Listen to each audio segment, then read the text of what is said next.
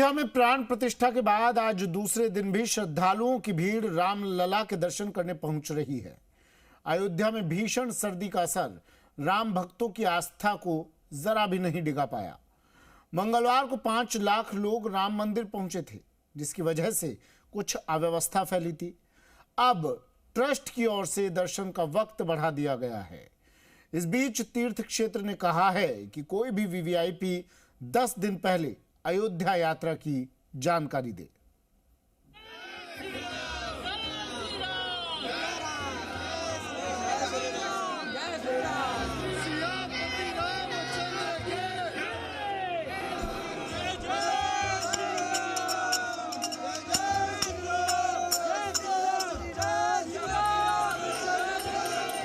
अपने रामलला को टाट से ठाट में देखने के लिए राम भक्त इस कदर उत्सुक हैं कि उन्हें बर्फीली सर्द हवाओं की परवाह नहीं है।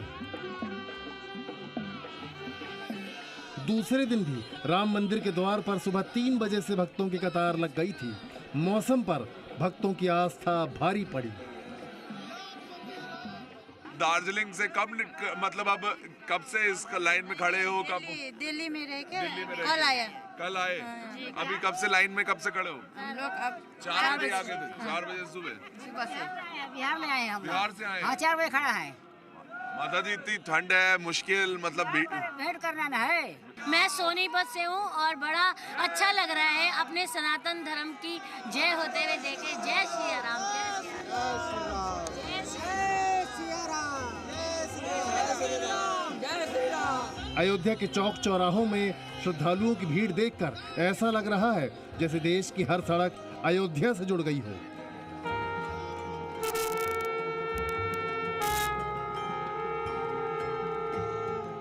पुणे से आए राम भक्तों की टोली ने अयोध्या नगरी को अपने शंखनाद से भक्तिमय कर दिया। 111 सदस्यों वाली इस टोली में 5 साल के बच्चे से लेकर 80 साल तक की बुजुर्ग महिलाएं शंख बजाने में निपुण हैं। रामलला के दर्शन कर इन्हें कैसा लगा, इन्होंने शंखनाद कर अयोध्या के लोगों को बताया। अद्भुत नजारा है। जितने लोग हैं सबके हाथ में एक एक शंख है और सब शंख ध्वनि से पूरे वातावरण को पवित्र कर रहे हैं। जय श्री राम के नारे लगा रहे हैं। इसमें 80 साल तक की महिलाएं भी हैं और बुजुर्ग भी हैं और ये देखिए बच्चे भी हैं, छोटे छोटे बच्चे शंख बजा रहे हैं। कहाँ से आए सर? हम पुणे महाराष्ट्र से आए हैं। हमारा केशव शंखनाद पथक है। ये पथक गेले 7-8 साल से शंख वादकों की एक टोली तैयार कर रहा है। इस राम उत्सव में केशव शंखनाद पथक ने सहभाग लिया, शंख बजाया। हम धन्य हो गए कि हमारे 7 पीढ़ियां याद रखेंगी जिन्होंने बलिदान दिया।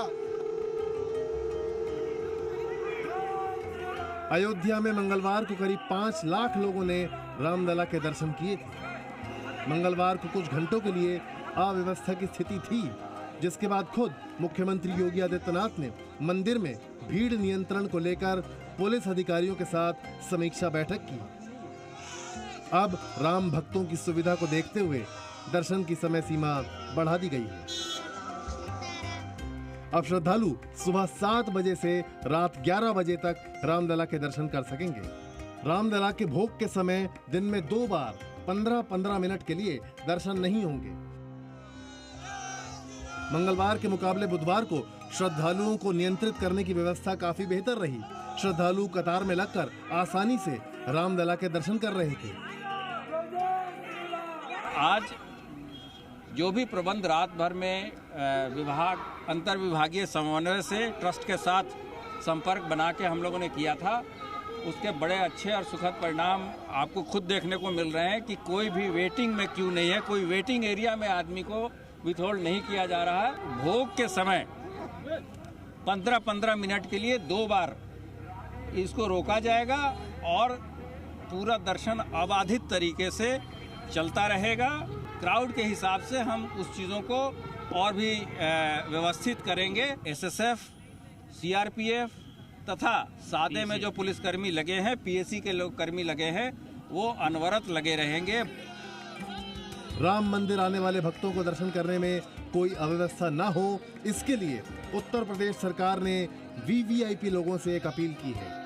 अपील की गई है कि वीवीआईपी अगले 10 दिनों तक अयोध्या आने से पहले अपने कार्यक्रम की जानकारी स्थानीय प्रशासन या फिर राम जन्मभूमि ट्रस्ट को दें। ऐसा करने के पीछे यूपी सरकार का मकसद है कि वीवीआईपी अतिथियों के कारण आम श्रद्धालुओं को रामलला के दर्शन करने में किसी तरह की परेशानी न हो। प्राण प्रतिष्ठा के बाद तीसरी बार रामलला का वस्त्र बदला गया। आज रामलला हरे और गुलाबी रंग के वस्त्र में थे। 22 जनवरी को रामलला ने पीले वस्त्र धारण किए थे। हर दिन के हिसाब से रामलला अलग अलग रंगों के वस्त्र पहनेंगे, जिसे पहले ही निर्धारित कर लिया गया है। सोमवार को रामलला सफेद वस्त्रों में दर्शन देंगे। मंगलवार को उनके वस्त्र का रंग लाल होगा। बुधवार को हरे रंग के कपड़ों में दिखेंगे। गुरुवार को पीले रंग का वस्त्र रहेगा। शुक्रवार को हल्का पीला या क्रीम रंग का। शनिवार को नीले रंग के वस्त्र में दर्शन देंगे, जबकि रविवार को गुलाबी रंग के वस्त्र पहनेंगे रामलला।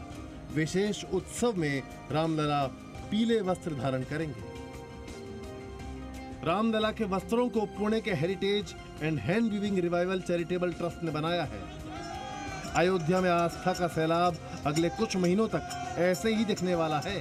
देश ही नहीं, दुनिया से राम भक्तों के आने का सिलसिला हर नए दिन के साथ अब बढ़ता जाएगा। अब अयोध्या प्रशासन और मंदिर ट्रस्ट ने इंतजाम को और बेहतर करना शुरू कर दिया है, ताकि राम भक्त बिना किसी अवरोध के रामलला को निहार सके। अयोध्या से वरुण भसीन के साथ ब्यूरो रिपोर्ट, जी मीडिया। 2024 का लोकसभा चुनाव जैसे जैसे नजदीक आ रहा है, पक्ष विपक्ष अपने अपने तरीके से वोट बैंक बढ़ाने की कवायद कर रहा है। अब विपक्ष बीजेपी के वोट बैंक में सेंध लगाने की कोशिश में जुटा है। विपक्षी गठबंधन इंडिया की ओर से पहले लोकसभा प्रत्याशी बने समाजवादी पार्टी के विधायक ने राम मंदिर को लेकर बड़ा बयान दिया है। चुनाव आया तो राम याद आए, चुनाव आया तो मंदिर पर आए। जो तारीख पर उठा रहे थे सवाल, वो अब तारीख बताने पर आए।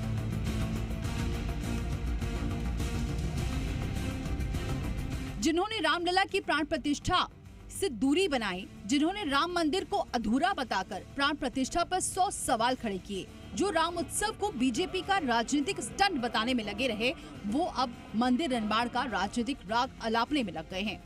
इंडिया गठबंधन में शामिल समाजवादी पार्टी ने रविदास मेहरोत्रा को पहला प्रत्याशी बनाया है।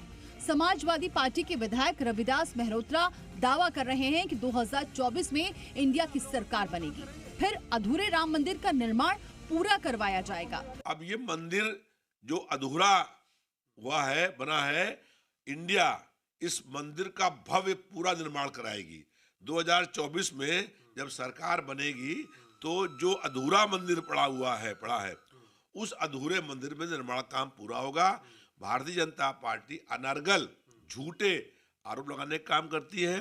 विपक्षी गठबंधन ने अयोध्या धाम में रामलला की प्राण प्रतिष्ठा का पूरी तरह से बहिष्कार किया था। सबने इसे बीजेपी आरएसएस का कार्यक्रम बताकर समारोह में जाने से इनकार कर दिया था। एक तरफ विपक्षी नेता 22 जनवरी से भव्य रामोत्सव को बीजेपी आरएसएस का कार्यक्रम बता रहे, वहीं अब भगवान श्री राम के दर्शन करने और मंदिर निर्माण को पूरा करने का चुनावी दाव चलने की कोशिश कर रहे हैं, तो दूसरी तरफ बीजेपी पलटवार करने से भी पीछे नहीं हटी। राम भक्तों पर गोली चलाने वालों को समझना होगा कि जहाँ भगवान आ गए वहाँ अधूरा क्या रह गया।